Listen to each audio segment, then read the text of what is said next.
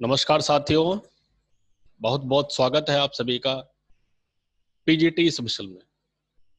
तो इस वीडियो में हम लोग समझेंगे कि प्रोटोजोन्स में न्यूट्रिशन कैसे होता है।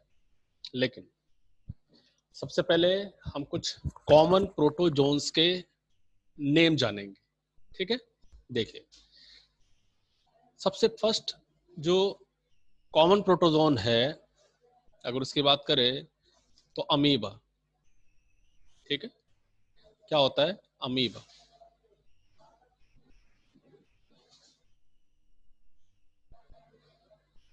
आपको ये इमेज ये दिख रहा है। फिर उसके बाद सेकंड नंबर पे ट्राइकोनिम्फा।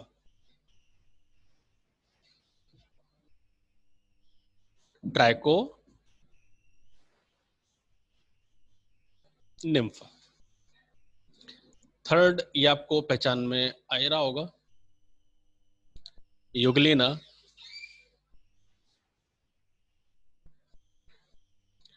फोर्थ नंबर की अगर बात करो आप, डायनोफ्लैजिलेट।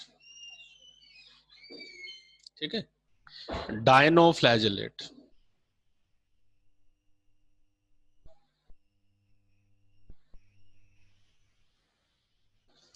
फिफ्थ नंबर की अगर बात करो आप तो ट्रैकोनिमा।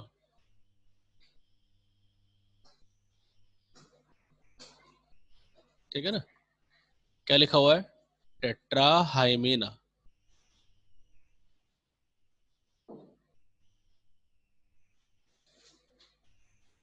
टेट्राहाइमीना। ठीक है, ये कॉमन प्रोटोजोन्स हैं, लेकिन कुछ और भी डिटेल्स आपको हम इस वीडियो में बताएंगे। आप अगर इस वीडियो को ध्यान से सुनेंगे और देखेंगे, ठीक है, तो आप अपने पीजीटी या टीजीटी जैसे कॉम्पिटिटिव एग्जाम में अपने क्वेश्चंस को आराम से सॉल्व कर सकते हैं।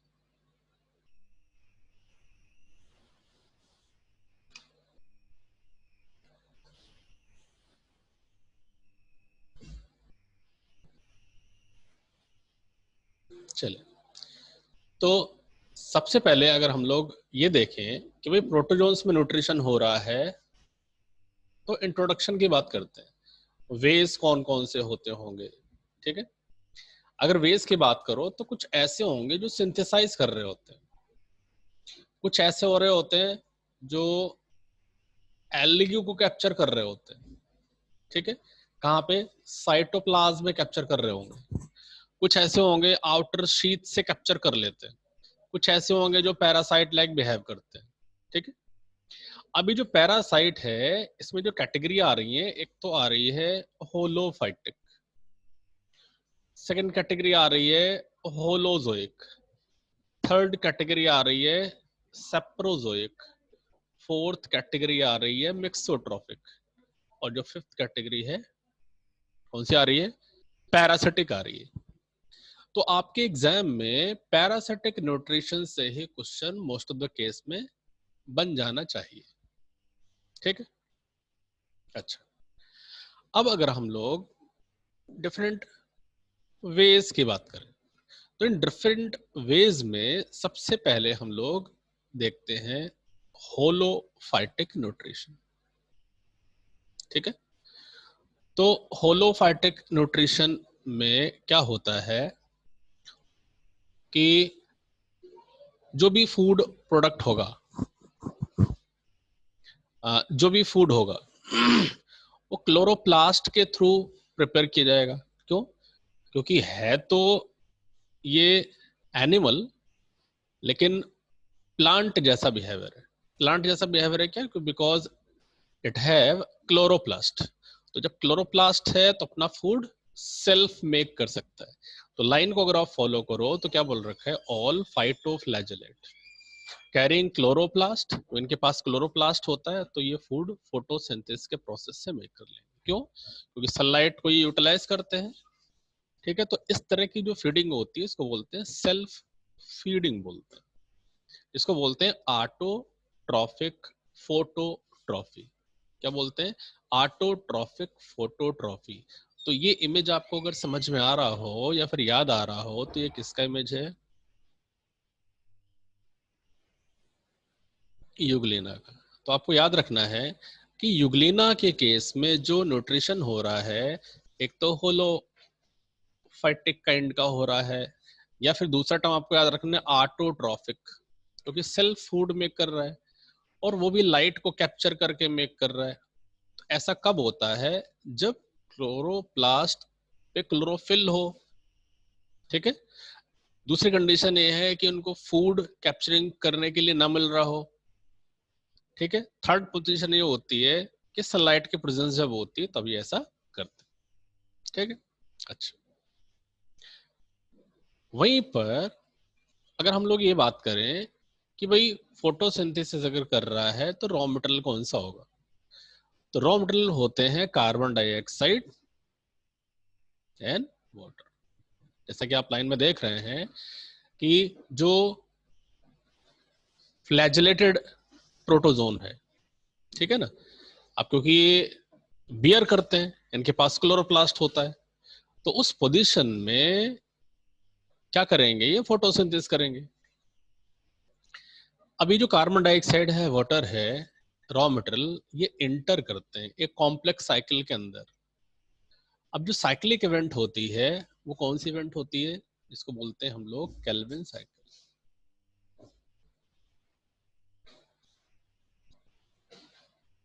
ठीक है।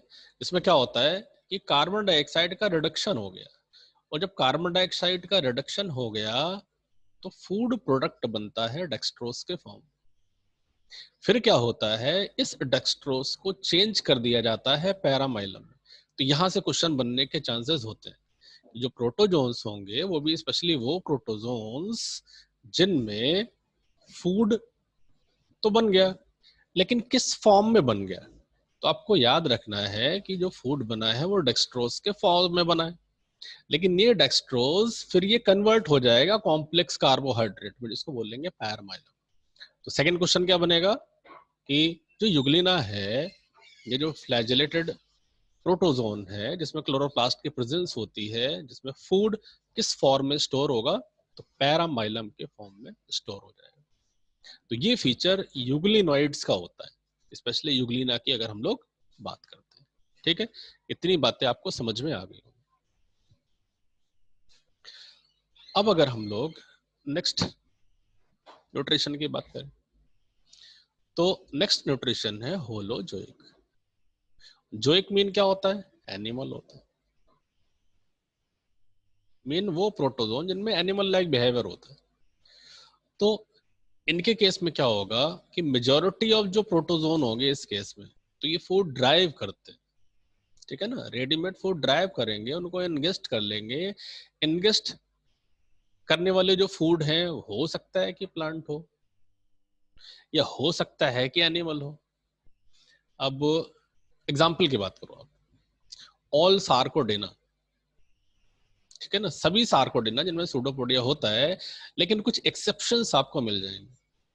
एक्सेप्शंस की अगर बात करो आप, तो पैरासिटिक स्पीशीज जो होती है, ठीक है, पैरासिटिक स्पीशीज में सूडोपोडियास तो बना, लेकिन इनमें सिंगल सूडोपोडिया ही होता है, ठीक है। और जिनमें मल्टीपल सूडोपोडियास बन जाते हैं, जो पैरासाइट नहीं होते, स्पेशली पॉन्ड वाटर में सर्वाइव करते हैं, लेकिन जो पैरासिटिक बॉडीज होंगी, पैरासिटिक प्रोटोजोन जो होंगे, उनमें सूडोपोडिया का डेवलपमेंट मल्टीपल फॉर्म में नहीं बन पाता, ठीक है ना। है तो वो सार्कोडेना में, लेकिन पैरासिटिक ना हो, ठीक है ना, किसी होस्ट से रिलेटेड ना हो, फ्री लिविंग हो सार्कोडेना में। जैसे सिंपली अगर बात करो आप अमीबा प्रोटियस की बात करो आप, अमीबा प्रोटियस की बात करो तो कहाँ रहता है, लिव इन पॉन्ड वाटर। तो अगर ये पॉन्ड वाटर के अंदर है तो इसमें तो हो जाएगा होलोजोइक न्यूट्रिशन। लेकिन अगर बात करो एंट अमीबा, ठीक है ना, एंट अमीबा की बात करो तो सिंगल सूडोपोडिया, सिंगल सूडोपोडिया। अब सिंगल सूडोपोडिया से कैसे फूड कैप्चर कर पाएगा, ठीक है ना। लेकिन अगर इस अमीबा की बात करो आप, तो यहाँ पे तो सूडोपोडिया मल्टीपल्स होते हैं भाई। ये सूडोपोडियाज आर्म लाइक बिहेव करेंगे, ठीक है। जैसे हम लोग क्या करते हैं कि आर्म से किसी को कैप्चर कर लिया, दोनों बाहों से किसी को पकड़ लिया, तो ऐसे ही ये अमीबा के केस में होगा। क्लियर? अच्छा, तो साथियों होता यह है कि सार्कोडिना के केस में स्टेप्स कौन कौन से इन्वॉल्व होते हैं। तो स्टेप्स में क्या होता है, डेवलपमेंट होगा ऑर्गेनल्स का फूड को कैप्चर करने के लिए। अभी जो फूड को कैप्चर करने के लिए जो ऑर्गेनल डेवलप होगा वो क्या है, उसको बोलते हैं फूड वैक्यूल। क्या बोलते हैं? फूड वैक्यूल बोलते हैं। अब स्टेप्स की बात करो, स्टेप्स कौन कौन से होते होंगे। तो एक स्टेप होता है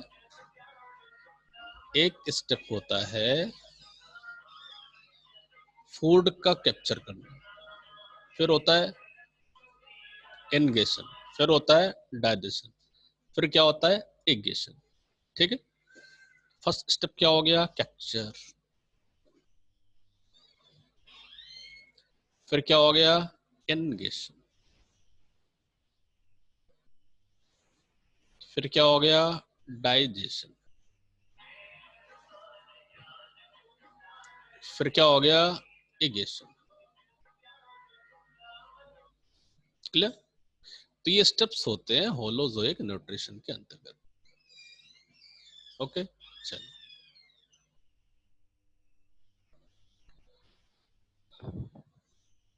अब आते हैं कि रियल में होलोजोइक न्यूट्रिशन जब होता है तो जो फीडिंग होती है फूड को कैप्चर करने की, फूड को पकड़ने की, तो हो सकता है कि फूड सॉलिड फॉर्म में हो, या हो सकता है कि जो फूड है वो लिक्विड फॉर्म में हो। तो सॉलिड फॉर्म और लिक्विड फॉर्म में भी जो फूड की कैप्चरिंग होती है उसके टू अलग अलग फिनोमेनाज हो जाते हैं, जैसे फैगोसाइटोसिस। तो फैगोसाइटोसिस में क्या होता है कि when food is in solid state, जब वो सॉलिड स्टेज में होगा तो प्रोसेस कौन सी होगी, फैगोसाइटोसिस होगी। जैसा कि आप देख पा रहे हैं कि अमीबा के केस में अगर ये फूड पार्टिकल है और ये फूड पार्टिकल कैप्चर हुआ, कैप्चर होने के बाद फूड वैक्यूल में कन्वर्ट हो गया, ठीक है, तो प्रोसेस होगी फैगोसाइटोसिस। अब आपको ध्यान में रखना है, क्वेश्चन आएगा कि भाई फैगोसाइटोसिस जो होगी किस केस में होगी। तो एक तो आप याद रखोगे प्रोटोजोन के केस में, तो चल ही रहा है भाई, प्रोटोजोन के केस में होगा, बैक्टीरियाज के केस में होगा, ठीक है, डायटम के केस में होगा। वैसे डायटम की बात करो तो यूनिसेल्ड एल्गी होता है, ठीक है, यूनिसेल्ड एल्गी होता है। सेलेंट्रेट की बात करो तो ये भी यूनिसेल्ड सेलेंट्रेट होता है। क्रस्टेशियन लार्वास जो होते हैं, तो आपके पास कितने एग्जांपल्स हो गए, 1 2 3 4 5। तो there are 5 examples that undergoes the process of phagocytosis when they capture food। अब सवाल ये उठता है कि फैगोसाइटोसिस मेथड जो है वो किस स्ट्रक्चर के थ्रू होता होगा, ऐसा कौन सा स्ट्रक्चर है जिससे ये प्रोटोजोन्स फैगोसाइटोसिस करते हैं। तो आपके पास जैसे यहाँ पे 2 इमेजेस दिखाई पड़ रही हैं, एक तो कलरलेस इमेज दिखाई पड़ रहा है, कलरलेस का मतलब है non green structure, non green, ये तो है। अब अगर यहाँ की बात करो, आप यूग्लिना की बात करो, तो ग्रीनिश है ना, कैसा है, ग्रीनिश। तो ग्रीनिश किसकी वजह से, क्लोरोप्लास्ट की वजह से है। तो अगर ये क्लोरोप्लास्ट की वजह से ग्रीनिश है तो ये फोटोसिंथेसिस करेगा, लेकिन अगर सनलाइट मिले तब ऐसा होगा, और सनलाइट ना मिले तब क्या होगा, तब तो फूड कैप्चर करना ही पड़ेगा ना, तब तो फैगोसाइटोसिस इसको करनी ही पड़ेगी। वैसे हम लोग इसके केस में पीछे एक डिफरेंट टाइप का न्यूट्रिशन पढ़ के आ रहे हैं, कौन सा वाला, ऑटोफोटोट्रॉफिक, ऑटोफोटोट्रॉफिक, ये इसको हम लोग एक कॉमन नेम दे के आ रहे हैं पीछे, होलोफाइटिक। क्लियर ना? अब हम लोगों को क्या देखना है कि इनमें ऐसा कौन सा स्ट्रक्चर होता है जो फैगोसाइटोसिस में इन्वॉल्व होता है। तो जैसे कि हम लोग पीछे समझ के आ रहे हैं कि फैगोसाइटोसिस को वैसे एनगेशन बोल सकते हो आप, तो किसके थ्रू होगा, किसके थ्रू होगा भाइयों? तो आप इस इमेज को ध्यान से देखो, एक एरो लगा रखा है, इसमें एक नेकेड साइट होगी जिसको बोलेंगे बोडो, ठीक है। कलरलेस, अब क्वेश्चन मार्क क्या बनेगा? कलरलेस जो फ्लैजिलेट्स होते हैं, ठीक है, कलरलेस जो फ्लैजिलेट्स होते हैं, लेकिन फ्लैजिला का नंबर यहाँ पे आप देखो 2 फ्लैजिला है, प्रोटोजोन। तो कलरलेस बाई फ्लैजिलेट्स में इनगेशन जो फैगोसाइटोसिस होती है वो किस स्ट्रक्चर के थ्रू होती है? तो उस स्ट्रक्चर को बोलोगे बोडो। वहीं पे युगलेना के केस में क्या होगा? उस स्ट्रक्चर को बोलेंगे ओरल एपेरेटस बोलेंगे। क्लियर? वहीं पे थर्ड एक और इमेज आपको दिख रहा है, कितने इमेज? वैसे यहाँ पे इमेज है 1 2 3। तो जो फर्स्ट स्ट्रक्चर है वो कलरलेस बाइफ्लैजिलेट्स का है, ठीक है। सेकंड स्ट्रक्चर जो है वो युगलिना का है, और जो थर्ड स्ट्रक्चर है वो है पैरानिमा का। तो पैरानिमा के केस में फूड जो होगा एक रॉड लाइक स्ट्रक्चर से कैप्चर किया जाता है, जिसको बोलते हैं ट्राइकीट्स बोलते हैं, ट्राइकाइट्स बोलते हैं। तो आपको वर्ड ध्यान में रखना है। एक बोर्डो स्ट्रक्चर हो गया कलरलेस बाइफ्लैजिलेट्स प्रोटोजोन्स में। सेकंड हो गया ओरल एपेरेटस होगा। थर्ड पैरानिमा की अगर बात करो ट्राइकाइट्स होगा। तो ये बातें आपको समझ में आ गई। अच्छा, चलिए अब हम लोग अगर ये देखें सिंपली सार्कोडेना के केस में, ठीक है। सार्कोडेना में वैसे तो अमीबा ही आता है, लेकिन अमीबा के 2 फॉर्म है, एक तो सिंपल अमीबा होता है, सेकंड कौन सा अमीबा होता है? पैरासिटिक अमीबा होता है। तो आप ये देखो सार्कोडेना के केस में फूड कैप्चरिंग किसके थ्रू हुई? पैरापोडिया के थ्रू हुई। किसके थ्रू हुई? पैरापोडिया के थ्रू हुई, ठीक है। अब अमीबा के केस में स्पेशली जो सिंपल अमीबा होता है उसमें सूडोपोडियाज, या फिर कह दें कि ये खुद अमीबा या सार्कोडेना कैसे फूड को एनगेस्ट करता होगा। तो आप याद रखेंगे 4 वेज बताए गए: इंपोर्ट, सरकमफ्लुएंस, सरकमवेलेशन, इन्वेजिनेशन, ठीक है। तो इसमें भी क्वेश्चन बन सकता है कि सार्कोडेना में फूड का जो इंगेशन होता है वो कितने तरीके से हो सकता है? तो 4 तरीके से हो सकता है। वो 4 तरीके कौन से हैं? इंपोर्ट, सरकमफ्लुएंस, सरकमवेलेशन, इन्वेजिनेशन, ठीक है। अच्छा, अब इन सभी तरीकों को हम लोग बारी बारी से देखते हैं।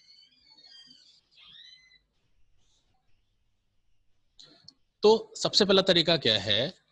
इंपोर्ट का। तो इंपोर्ट में क्या हुआ कि जब फूड सार्कोडेना के कांटेक्ट में आएगा, लेकिन एक कंडीशन है कि जो फूड है उसमें मूवमेंट बहुत कम हो रहा है, वेरी लिटिल मूवमेंट। लाइन में क्या बताया गया? Involve taking food into the body upon contact with very little movement.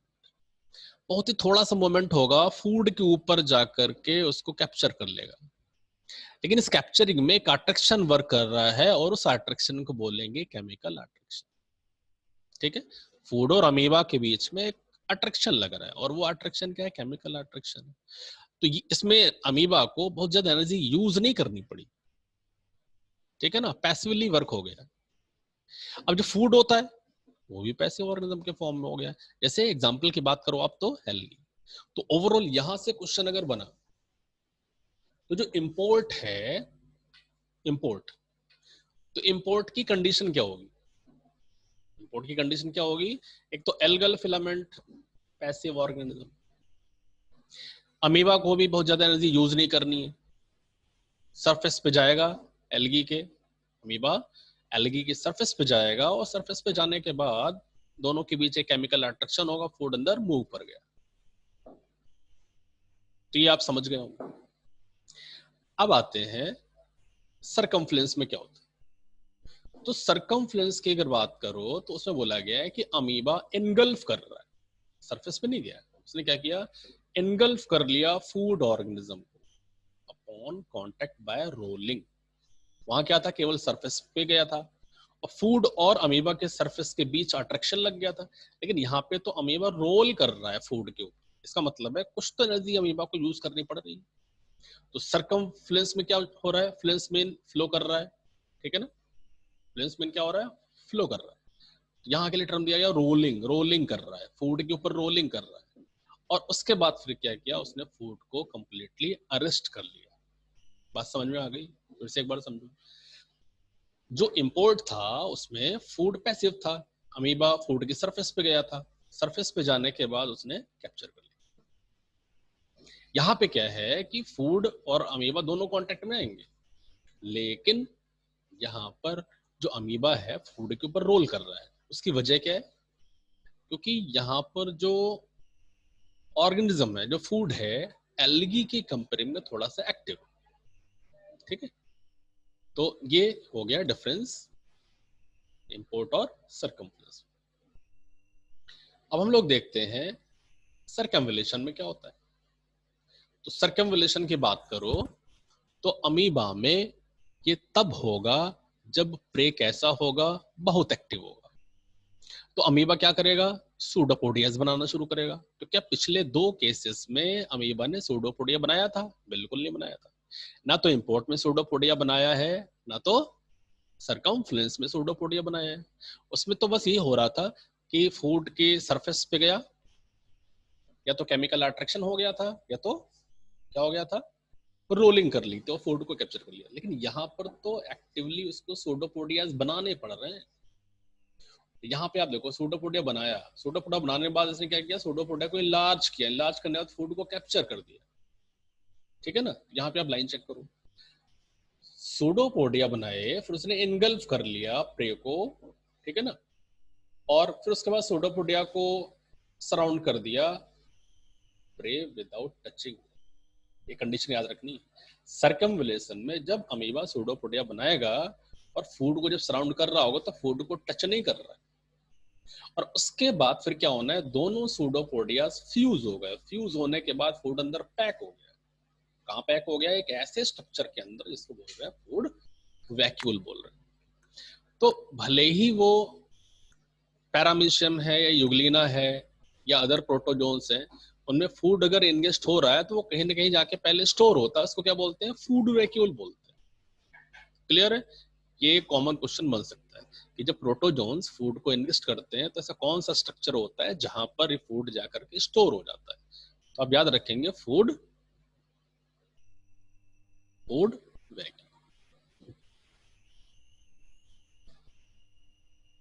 अब इन्वेजिनेशन में क्या होता है, तो इन्वेजिनेशन में क्या हुआ, फूड पार्टिकल को सक किया जा रहा है। इमेज तो आपको क्लियर नहीं हो रही होगी, लेकिन आपको कंडीशन याद रखनी है कि फूड को सक किया जा रहा है अपॉन कांटेक्ट विद एक्टोप्लाज्म। यहाँ पे सरफेस नहीं कांटेक्ट आ रही, यहाँ पे अमीबा की सरफेस नहीं, सरफेस तो आई होगी, लेकिन यहाँ पे एक डायरेक्ट कांटेक्ट फूड का किसके साथ हो रहा है, एक्टोप्लाज्म के साथ हो रहा है, ठीक है। और जो फूड पार्टिकल होगा वो एंडोप्लाज्म में सिंक कर जाएगा। क्लियर।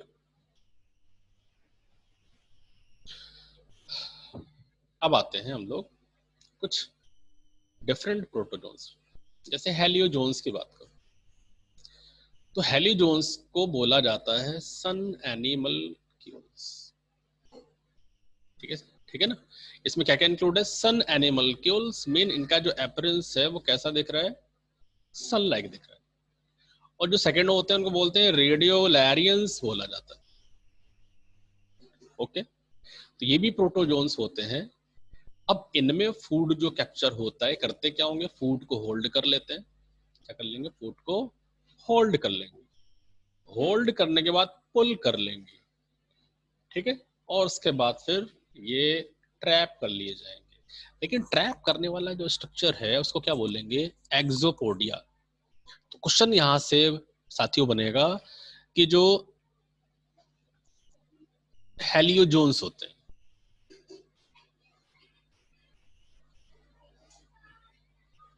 ठीक है ना।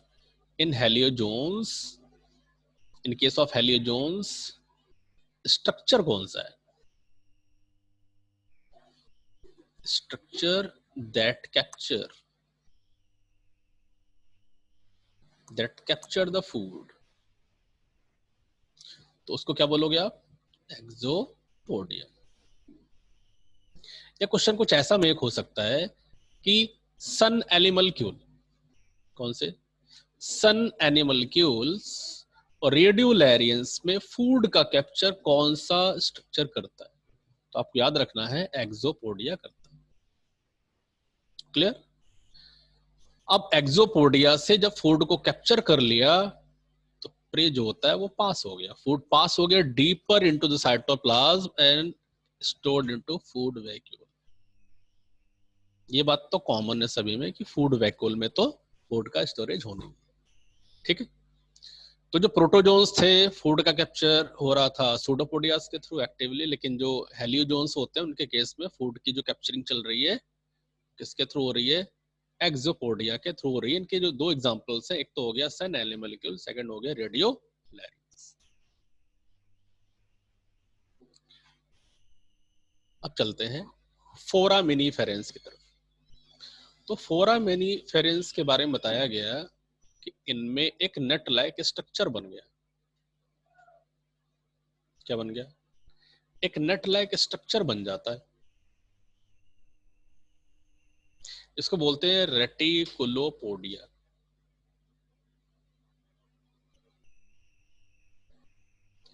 नेट लाइक स्ट्रक्चर, इसको बोलते हैं रेटिकुलोपोडिया।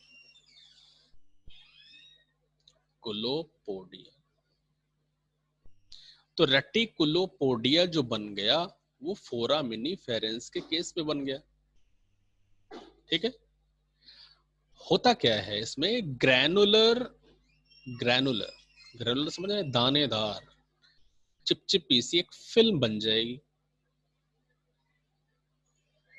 और उसमें क्या होगा? फूड पार्टिकल जो होगा वो स्टिक कर गया, चिपक गया,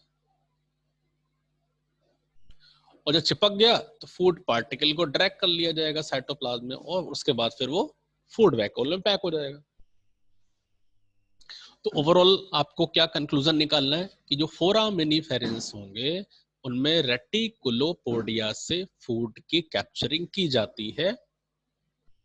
ठीक है, ये बात आपको ध्यान में रखनी। अब सिलिएट्स की बात करो। सिलिएट्स, तो सिलिएट्स के केस में ये बताया गया कि भाई फूड की जो कैप्चरिंग है वो किससे हो रही है? ओरल एपेरेटस से हो रही है, ओरल एपेरेटस। लेकिन फूड ओरल एपेरेटस तक आएगा तो किसके थ्रू आएगा? तो यहां पे आप देखो, इस जगह पे यहां एक स्ट्रक्चर है, मतलब ये एक स्ट्रक्चर जिसको बोल रहे होंगे ओरल ग्रूव। तो ओरल ग्रूव के जो सीलियाज होते हैं वो बीट करते हैं, मूवमेंट होगा, बड़ी तेजी से गति होगी, और जो फूड होगा वो अंदर साइटोसोम में चला गया। ये क्या स्ट्रक्चर है? साइटोसोम, यहां से जाके यहाँ पे पैक हो गया। ये क्या स्ट्रक्चर बन गया? Food vacuole. ये फूड वैक्यूल। ठीक है, और ये बीच में जो पाइप बनी हुई है इसको क्या बोला? साइटोफेरिक्स बोल दिया। Clear? Oral apparatus, oral apparatus में ये ओरल ग्रूव बन गया, ओरल ग्रूव के अंदर यहाँ पे ये साइटोफेरिक्स बन गई। कंप्लीट स्ट्रक्चर को बोलते हैं साइटोसोम। क्लियर? बेस पे फूड वैक्यूल है, उसके बाद फूड वैक्यूल डिटैच हो जाएगी और कहां पे आ जाएगी? साइटोप्लाज्म। तो इस तरीके से सिलेट्स में हुआ। तो आपको यहाँ पे जो क्वेश्चन मिल सकता है कि सिलेट्स के केस में जो फूड की कैप्चरिंग कर रहा है कौन? ओरल एपेरेटस कर रहा है। किसकी वजह से ऐसा हो रहा है? सेलियास की वजह से हो रहा है, जो कहां मिल रहे हैं? ओरल ग्रूव के अंदर मिल रहे हैं। ठीक है, लेकिन जो फूड है वो किस रास्ते से होकर के जाएगा, तो वो साइटोसोम से होते हुए साइटोफेरिक्स में पहुंचेगा और फिर पहुंचेगा फूड वैक्यूल के अंदर, जहां पे फूड पार्टिकल्स साइटोप्लाज्म के एंडोप्लाज्म में चले जाएंगे।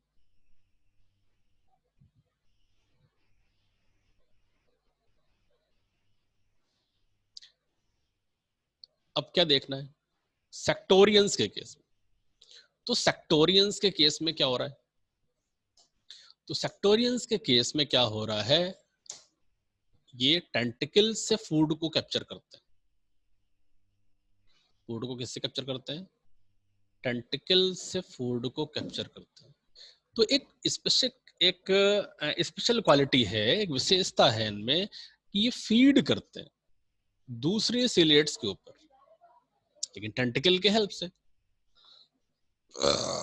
ये क्या करते हैं, नॉब्ड हो जाते हैं ऑन देयर टिप्स।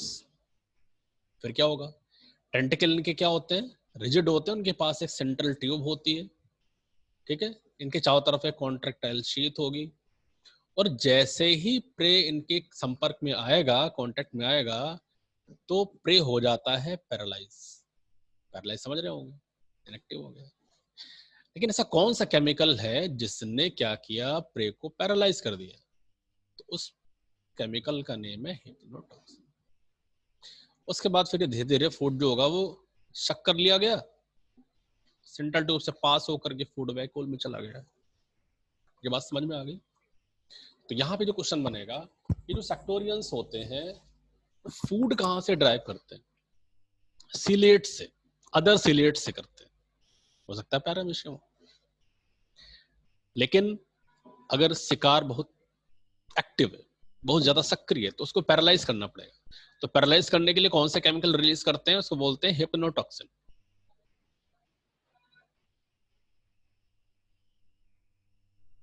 हिप्नोटॉक्सिन बोलते हैं। उस हिप्नोटॉक्सिन से क्या हुआ, पैरालाइज हो गया प्रे।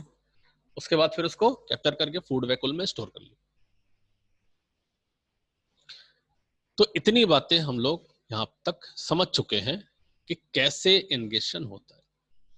अब सेकेंड स्टेज हम लोगों ने क्या देखी थी, डाइजेशन की देखी थी। तो डाइजेशन में क्या चल रहा था भाई, डाइजेशन तो आपको पता ही है, सिंपल सा स्टेप है, जिसमें फूड वैक्यूल के अंदर फूड पैक था। अब फूड वैक्यूल तो रेगुलर मोशन में रहती है, कहां पे लेकिन मोशन होगा, एंडोप्लाज्म में होगा। तो आपका क्वेश्चन बन सकता है कि अमीबा में जब डाइजेशन होता है तो फूड वैक्यूल का जो रेगुलर मोशन होता है वो कहाँ होता है, एक्टोप्लाज्म में होता है कि साइटोप्लाज्म में होता है। तो आपको आंसर देना पड़ेगा एक्टोप्लाज्म में नहीं, एंडोप्लाज्म में मोशन होता है। ठीक है भाई, मोशन तो हो रहा है, तो क्या मोशन होते होते होते क्या डाइजेशन हो जाएगा, नहीं, बिल्कुल नहीं। यहाँ पे हेल्प करता है, हेल्प कौन करेगा, लाइसोसोम। लाइसोसोम के अंदर होते हैं एंजाइम्स, डिफरेंट एंजाइम्स होंगे, और ये डिफरेंट एंजाइम्स रिएक्शन में पार्टिसिपेट करेंगे। तो होता क्या है कि सबसे पहले तो एसिडिक मीडियम होगा, उसके बाद फिर एल्कलीन मीडियम होगा। तो जो एंजाइम्स हैं वो मोस्टली कौन से हैं, प्रोटीन का डाइजेशन करने वाले प्रोटियोलाइटिक एंजाइम्स, ये कार्बोहाइड्रेट का डाइजेशन करने वाले कार्बोहाइड्रेट डेज एंजाइम्स। तो ये क्या करते हैं, ये फूड का डाइजेशन करेंगे फूड वैक्यूल के अंदर। ठीक है, तो ओवरऑल जब क्वेश्चन की बात बने तो यहाँ पे क्वेश्चन क्या बनेगा, एक तो क्वेश्चन बनेगा कि जो फूड वैक्यूल होती है अमीबा में डाइजेशन के टाइम पे कहाँ पे मूव करती है, मोशन उसका कहाँ होता है, एंडोप्लाज्म में होता है। सेकंड क्वेश्चन में एक हो सकता है कि जब डाइजेशन होता है तो ऐसे दो मीडियम कौन से होते हैं, दो मीडियम तो आपको कॉमन मालूम ही है, एसिडिक मीडियम और एल्कली मीडियम। लेकिन कौन सा मीडियम सबसे पहले स्टार्ट होता है फूड को डाइजेशन करने के लिए, first medium acidic and then alkaline medium. तो साथियों होता यह है कि अगर मीडियम एसिडिक हुआ तो एसिडिक मीडियम होने से क्या फायदे हैं, तो फायदा क्या होगा एसिडिक मीडियम में, प्रोटीन कन्वर्ट हो गई, प्रोटीन प्रोटीन कन्वर्ट हो गई डाइपेप्टाइड्स। अब ये बताने की जरूरत नहीं है आपको कि डाइपेप्टाइड क्या होता है और प्रोटीन क्या होता है। मतलब ये आप जानते ही हो, ये कॉम्प्लेक्स फॉर्म है और ये इसका सिंपल फॉर्म, लेकिन इससे भी सिंपल फॉर्म आएगा। मतलब फाइनली जब प्रोटीन चेंज हो जाती है तो किस में चेंज हो जाती है? एमाइनो एसिड्स में चेंज हो जाती है। ये देखिए लाइन यहाँ पे आप फॉलो करो, क्या लिखा हुआ है? एसिडिक मीडियम में भाई प्रोटीन पहले डाइपेप्टाइड में चेंज हुई। मतलब ये जो प्रोसेस चल रहा है कहाँ हुआ? In acidic medium. लेकिन अगर इस डाइपेप्टाइड से अगर सिंपल अमीनो एसिड्स बन रहे हैं तो वो किस मीडियम में होंगे? किस मीडियम में होंगे? एल्केलेन मीडियम में होंगे। तो आपका क्वेश्चन बनता है कि अगर अमीबा में फूड का डाइजेशन हो रहा है तो एसिडिक मीडियम में प्रोटीन किस में कन्वर्ट होगी? तो किस में कन्वर्ट होगी? डाइपेप्टाइड्स में कन्वर्ट होगी। लेकिन अगर मीडियम एल्कलीन है तब क्या होगा? एमाइनो एसिड में कन्वर्जन होता है। क्लियर? अच्छा, अब अगर हम लोग बात करें कि भाई कार्बोहाइड्रेट क्या क्या होता है, तो कार्बोहाइड्रेट की हाइड्रोलाइसिस, कार्बोहाइड्रेट की हाइड्रोलाइसिस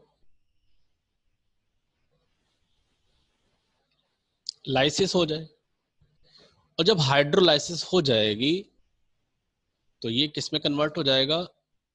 कॉम्प्लेक्स से सिंपल में चेंज हो जाएगा। सिंपल फॉर्म क्या होगा? ग्लूकोज। क्लियर है? अब होता यह है कि कुछ ऐसे प्रोटोजोन्स भी होते हैं जो फैट को भी डाइजेस्ट करने की एबिलिटी रखते हैं। लेकिन ये जो प्रोसेस चल रहा है वो तभी पॉसिबल हो पाएगा जब इस फूड वैक्यूल, सपोज दैट हमने क्या बना दिया, ये फूड वैक्यूल बना दिया। इस फूड के अंदर, फूड वैक्यूल के अंदर फूड है, क्या है? फूड यहाँ पे। तो यहां से लाइसोसोम्स आ गए और ये लाइसोसोम्स फ्यूज हो गए। लाइसोसोम फ्यूज हो जाएंगे और फ्यूज होने के बाद एंजाइम्स को इसमें फ्री कर देंगे। भाई ऐसा थोड़ी ना होता है कि भाई फूड वैक्यूल के अंदर अपने आप ही प्रोसेस चलने लगेगा। लाइसोसोम इसको घेर लेंगे, घेरने के बाद एंजाइम्स को यहाँ पे फ्री कर देंगे, डाइजेशन स्टार्ट। ठीक है? अब अगला स्टेप आता है, डाइजेशन तो हो गया, एब्जॉर्प्शन की बात आती है। तो वैसे तो कॉन्सेप्ट ये होता है कि एब्जॉर्प्शन मल्टी सेल्ड जो ऑर्गेनिजम्स होते हैं उनके केस में होगा। तो यहाँ पे आप छोटा सा करेक्शन कर लें, यहाँ कट करके इसको क्या डालोगे आप? एसिमिलेशन। एब्जॉर्प्शन जो होता है वो यूनिसेल्ड में एब्सेंट होता है। तो क्या बताया जा रहा है?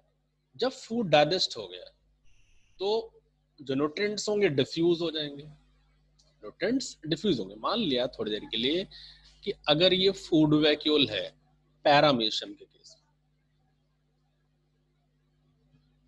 और फूड डाइजेस्ट हो चुका है, तो अब न्यूट्रिएंट्स तो बाहर निकलेंगे ना, कि फूड वैक्यूल के अंदर ही पड़े रहेंगे।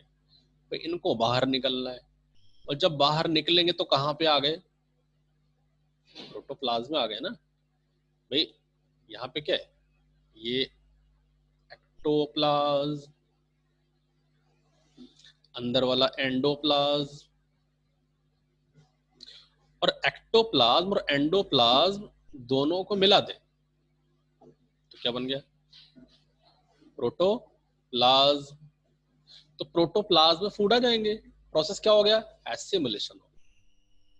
अब क्या होना है कि फूड तो आ गया, जितना यूज होना होता है यूज होता है, लेकिन अगर फूड एक्सेस हो गया तो उसको स्टोर किया जाना है ना।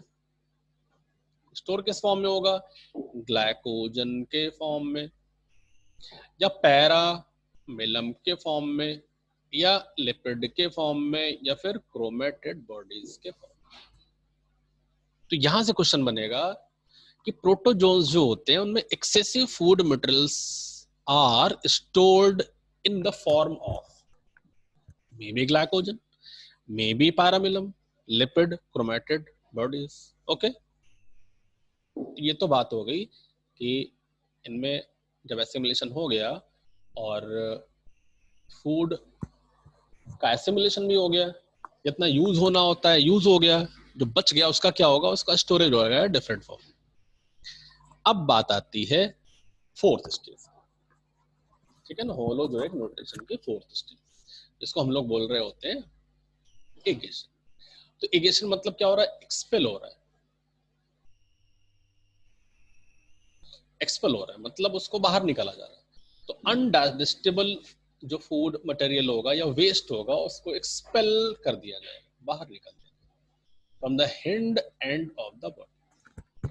ठीक है, जैसे आप यहाँ पे आप देखो कि भाई फूड यहाँ से इधर जा रहा है, मतलब ये फूड, ये इस इमेज में ये फूड वैक्यूल हो गई। क्या हो गई? फूड वैक्यूल हो गई।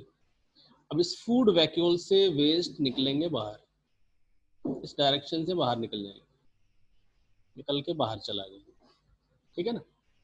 अब होता यह है कि अमीबा के केस में तो फूड वैक्यूल तभी निकलेगा जब अमीबा मूव कर जाएगा, लेकिन सीलेट के केस में क्या होता है कि इनके पास एक ओपनिंग होती है जिसको बोलते हैं एनल ओपनिंग। तो यहां से क्वेश्चन बनेगा कि जो सीलेट्स होते हैं उनके केस में इगेशन जो होगा वो किस स्ट्रक्चर से होता है? उसको बोलते हैं एनल ओपनिंग बोलते हैं, या उसका एक नेम होता है एक्टो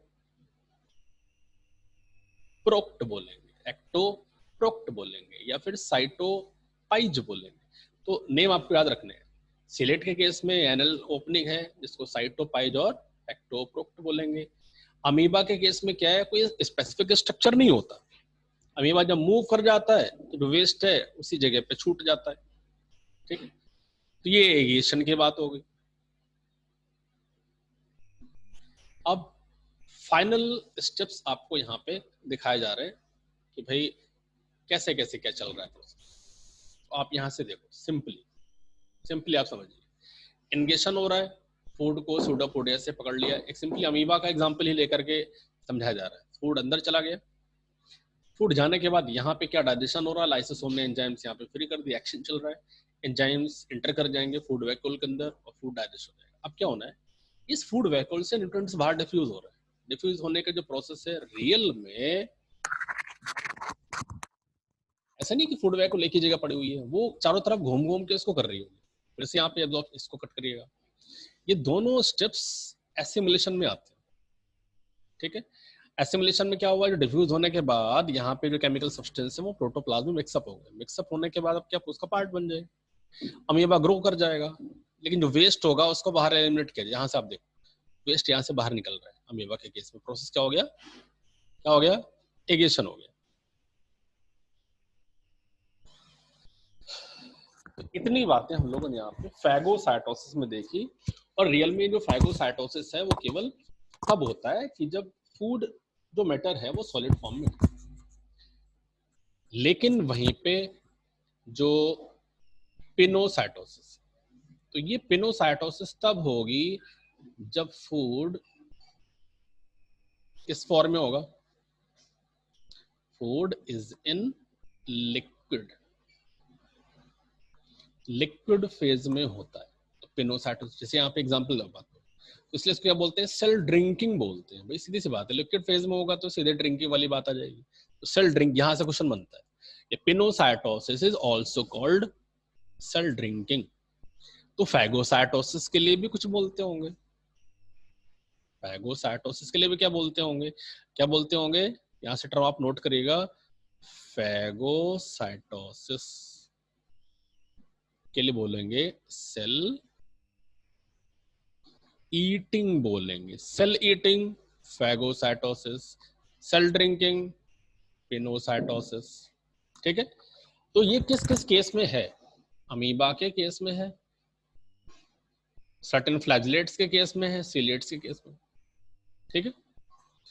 तो जब पिनोसाइटोसिस होनी होती है तो फूड बॉडी सरफेस से कुछ चैनल्स के थ्रू अंदर एंट्री कर जाता है। जैसे आप यहाँ पे देखो, ध्यान से आपको समझ आ रहा हो, कुछ चैनल्स बने हुए हैं। तो यहाँ से फूड एंटर किया, चैनल के थ्रू अंदर आ गया, और उसके बाद फिर क्या हो, फूड व्हीकल के अंदर पैक हो जाएगा। क्लियर?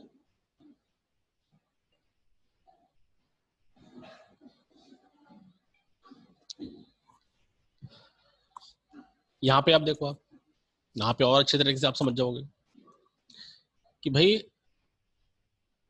लिक्विड आ गया, यहाँ पे लिक्विड की ड्रॉप्स आ गई फूड की, तो जैसे ही सरफेस के कांटेक्ट में आई, अंदर मूव कर रहा है, मूव करके फूड व्हीकल के अंदर पैक हो गया। तो यहाँ कोई सूडोपोडिया नहीं बनाया हुआ। क्लियर? अच्छा,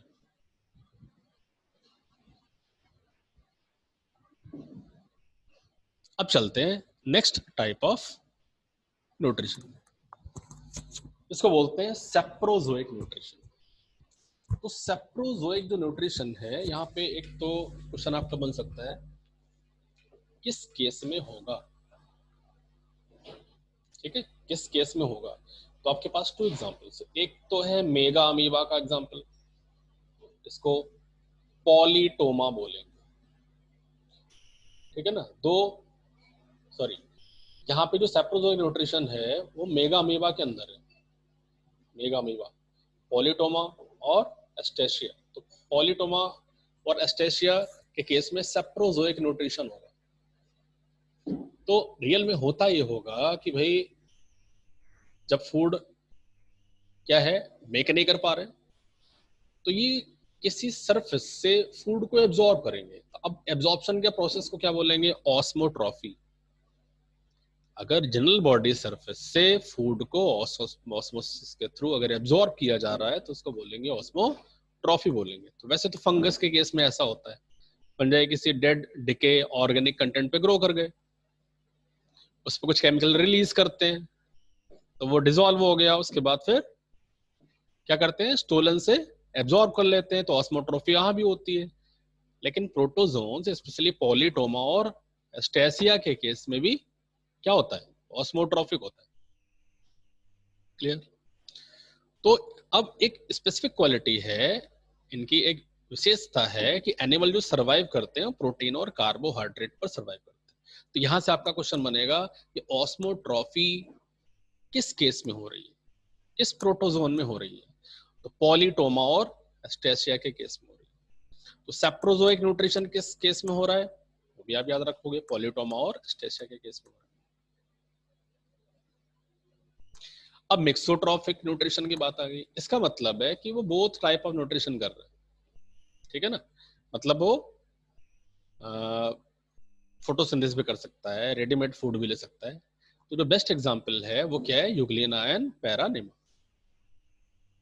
देखिए क्या बताया गया, जब कॉम्बिनेशन होता है more than one mod of nutrition, तो एक से ज्यादा टाइप का न्यूट्रिशन कर सकता है, तो उसको बोलोगे मिक्सोट्रॉफिक।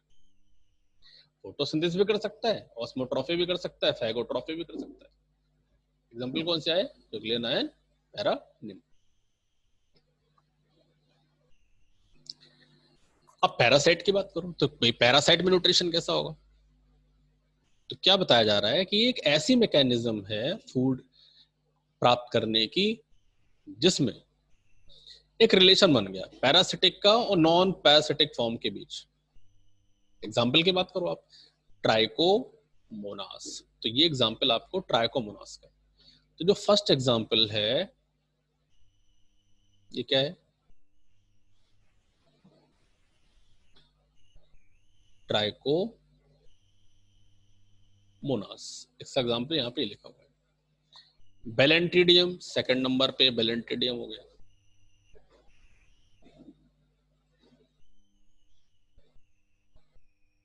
ठीक है।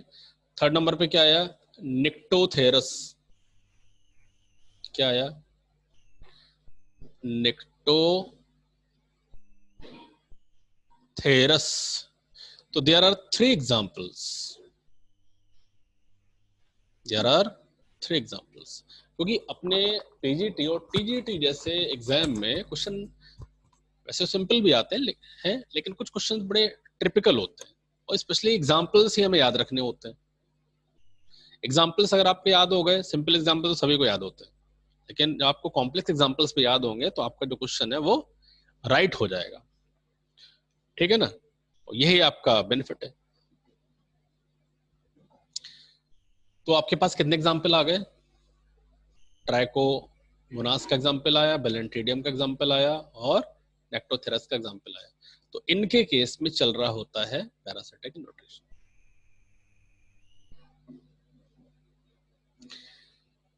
तो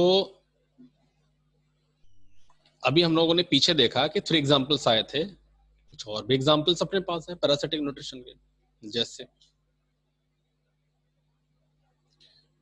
जैसे आपको स्लाइड में दिख रहा होगा जहां पे हमारा पिंक सर्कल मूव कर रहा है, एंटामीमा भी तो पैरासिटिक है, पैरासिटिक न्यूट्रिशन दिखेगा। तो ये फैगोट्रॉफी करता है लाइफ साइकिल की किसी न किसी स्टेज में। ऐसे ही ट्रिपैनोसोमा की बात करो तो ट्रिपैनोसोमा भी एक पैरासाइट है जो जू फ्लैजेलेट होता है, मतलब ये फ्लैजेलेट होता है, ये सार्कोडेना होता है, एक सिंगल सूडोपोडिया वाला। तो अब आपके पास कितने एग्जांपल्स हो गए? 5 एग्जांपल्स हो गए। 5 एग्जांपल की बात करो तो एक तो होता है आपका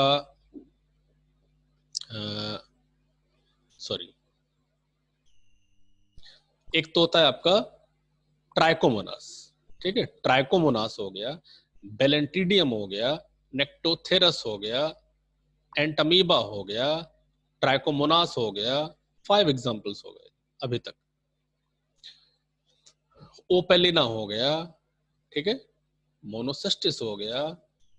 तो ये एग्जांपल्स होते हैं आपके पैरासिटिक न्यूट्रिशन। तो आप एग्जांपल याद रखेंगे कि ऐसा कौन सा प्रोटोजोन है जिसमें पैरासिटिक न्यूट्रिशन मिलता है। क्वेश्चन आपके एग्जांपल बेस्ड ही होंगे, टेंशन लेने वाली कोई बात नहीं।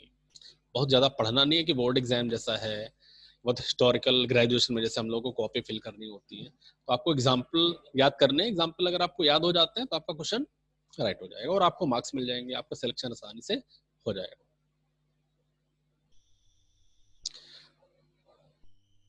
तो साथियों, उम्मीद है कि आपको मेरा ये स्पेशल वीडियो, स्पेशली पीजीटी और टीजीटी से रिलेटेड वीडियो आपको पसंद आएगा और आप अपने विचार मेरे कमेंट बॉक्स में शेयर कर सकते हैं, ठीक है। इससे ये होगा कि मेरा भी उत्साहवर्धन होता रहेगा और आपको भी नए नए वीडियोस मिलते रहेंगे, ठीक है। धन्यवाद साथियों, धन्यवाद।